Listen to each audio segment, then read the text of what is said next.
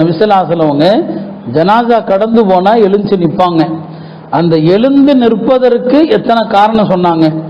பல காரணங்கள் சொன்னாங்க. அது ஒரு ஆன்மான்னு சொன்னாங்க. ஒரு ஆன்மா அது உலகத்தை விட்டு கடைசியா போகுது, எஞ்சி நிற்போன்னு சொன்னாங்க.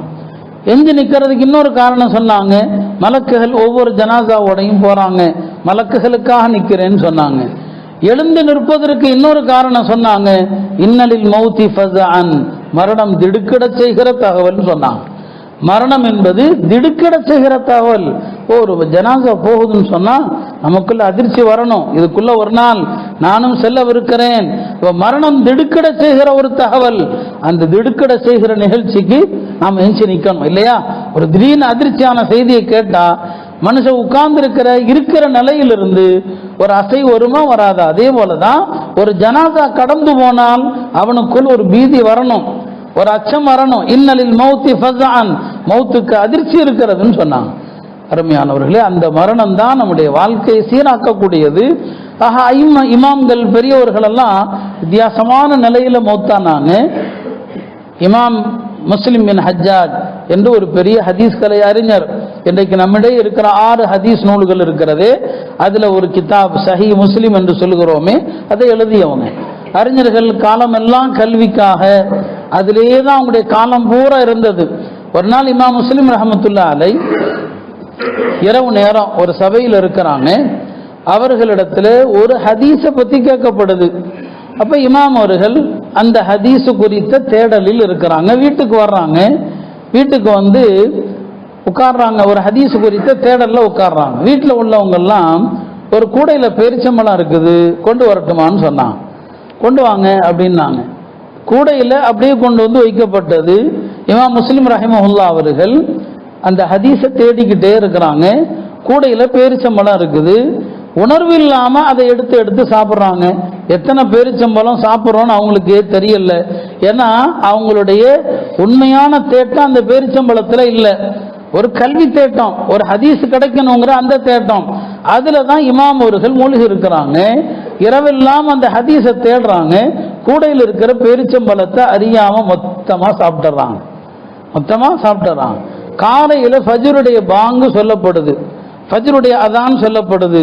அவங்க தேடிக்கொண்டிருந்த ஹதீஸும் கிடைக்கிறது, அவங்களுடைய ரூஹும் அதோடு முடிந்து விடுகிறது. இரவெல்லாம் ஒரே ஒரு ஹதீஸ் தான், நபி ஸல்லல்லாஹு அலைஹி வஸல்லம் ஹதீஸ் தான். அந்த ஒரு ஹதீஸை தேடுறாரு. இந்த அதிகமான பேரிச்சம்பழங்களை அவர் அறியாம சாப்பிட்டதுல காலையில அதான் சொல்லப்படுது, அவர் தேடுகிற ஹதீஸும் கிடைக்கிறது, அவங்களுடைய ரூஹும் அதோடு பிரிந்து விடுகிறது. இப்படித்தான் அந்த அவங்களுடைய வாழ்க்கையெல்லாம் இந்த துனியாவுக்காக அல்ல, எல்லாமே தீனு தான், எல்லாமே அவங்களுக்கு ஆகிரத்துடைய தேட்டம் தான். இப்படி அவர்களுடைய மரணத்தை நாம பார்க்கிறோம். உலகத்துல சில அடியார்கள் இப்படியும் இருந்தாங்க. அவங்க கவலைப்பட்டாங்க, எந்த மரண நேரத்துல வேற எந்த வார்த்தையுமே வரக்கூடாதுன்னு சொல்லி அவங்களுடைய துஆவை அல்லாஹ் கபூல் செஞ்சுட்டான். சில அடியார்கள் அவங்களுடைய கடைசி காலத்துல அவங்களுக்கு பேச்சே இல்லாம போச்சு, பேச்சு வராது. ஆனா லா இலாஹா இல்லல்லாஹ்ங்கற கலிமா மட்டும் வரும்.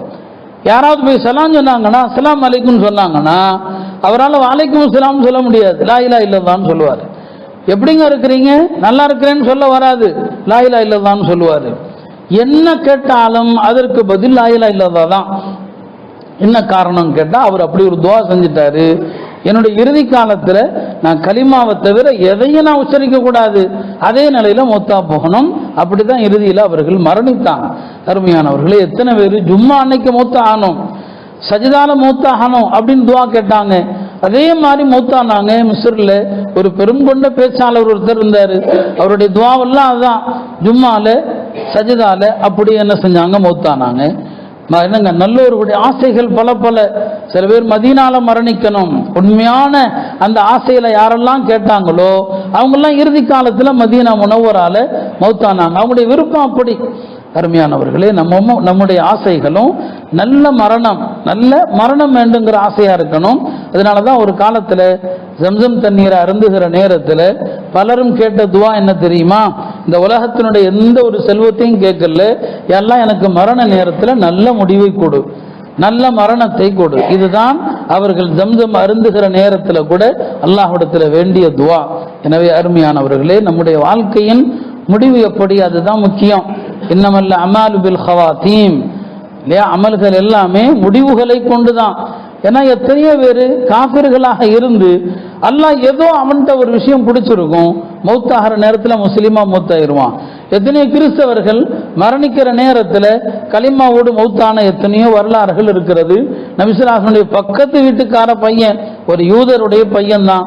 அந்த பையன் சின்ன வயசுலேயே மௌத்தாகிற மாதிரி ஒரு நோய் வந்து மௌத்தா போக போறான். மரணிக்கிற நேரத்தில் நபிசுல்லாஹும் போய் கலிமா சொல்லுப்பாங்கிறாங்க.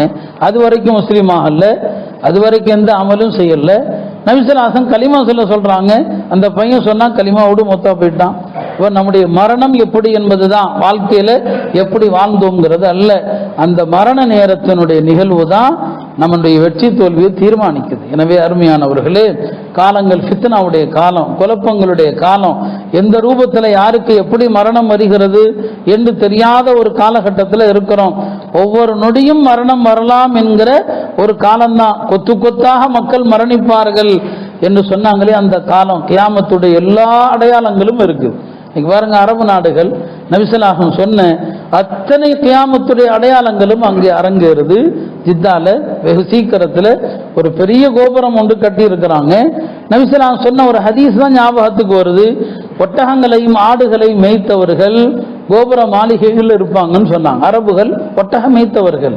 இன்னைக்கு பாருங்க, புர்ஜு கலீஃபாவை விட ஒரு பிரம்மாண்டமான கோபுரம் அங்கே தயாராகுது. அதை விட அங்குள்ள தலைநகர் ரியாதுல அதை விட 3 மடங்கு பெரிய கோபுரத்தை கட்டுறாங்க. கியாமத்துடைய அத்தனை அடையாளங்களும் நம்முடைய கண் முன்னால் நிகழ்ந்து கொண்டிருக்கிற ஒரு காலம். எல்லாம் உள்ள அல்லாஹ் மரண சிந்தனையை தந்து நம்முடைய வாழ்க்கையை தூய்மையான முறையிலே வாழ்வதற்கு தௌஃபீக் செய்வானாக.